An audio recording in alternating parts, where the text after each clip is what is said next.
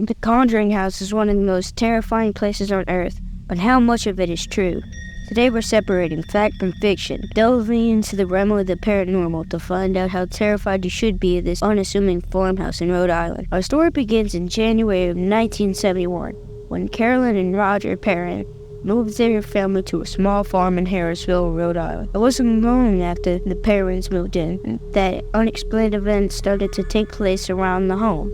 Carolyn noticed that the broom seemed to have a mind of its own and would occasionally move around the house from location to location without anyone having touched it. Often, Carolyn would be relaxed in the living area and hear mysterious scraping sounds on the kettle and the stove. Every time she went to check if one of the children were in the house playing with the stove, the kitchen was empty.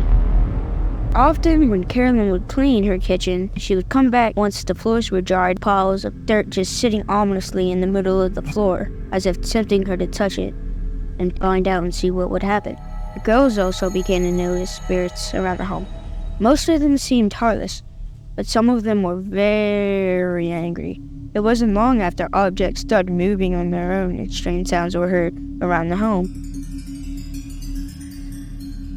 Carolyn, the mother of the Perrins family, decided that she was going to do a little digging on the house's history. She is said to have found that the home was inhabited by the same family for over 8 generations, and an alarming number of them had died under mysterious circumstances. A bunch of children from the family through the years had drowned in a nearby creek. A few had hung themselves in the attic. If you clicked on this video, there's a great chance that you have seen or at least heard of the Conjuring movies that were based on real events. The spirit of Bathsheba Sherman was not the main antagonist of the real family, at least not in the way it was shown on the silver screen. Bathsheba was a real person, however, she did not hang herself in the backyard after murdering her child. She was accused of being part of a murder of the neighbor's child, but no trial ever came of it. Most of the story is unreliable. It's mostly hearsay. Her tombstone reads that she died in 1885, which means she would have died at 73 years old, most likely of natural causes. Andrea Perrin, the oldest daughter of the family, is not convinced that it was Bathsheba at all. It's mostly haunted her childhood and proves that it was matriarch of neighboring Arnold estate who had hanged herself in the barn in 1798. The family started to experience night terrors where the ghosts would be tormented by a woman with a crooked neck in the middle of the night, waking up seeing her in their rooms or by their beds staring at them, but never moving or speaking. She was horrifying visual and terrified the girls. Roger Perrin tried to ignore the paranormal activities going on, and did so until he started to experience it as well. He was plagued by children's spirits and eventually the crooked-necked woman as well. Andrea describes that she believed the spirit thought it was the rightful owner of the property and resented her mother for being there. She also states that she believes the spirit wanted to possess her mother, kill her and her siblings.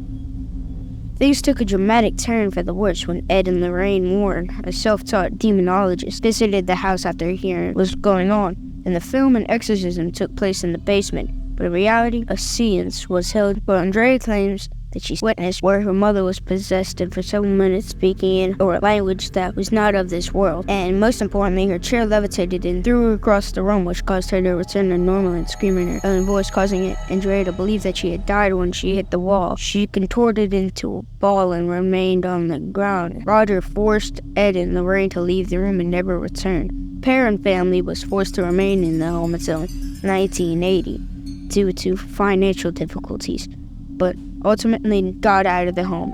Andrea has written a book about her experiences growing up in the Conjuring House, titled House of Darkness, House of Light. She claims that people can believe whatever they want, but her mother and herself would never tell a lie. But most of the hauntings and things happened in the house during the film were entirely accurate. It's not for me to try and convince you that the truth is more horrifying than the fiction of the story. This, after all, is just a bad story.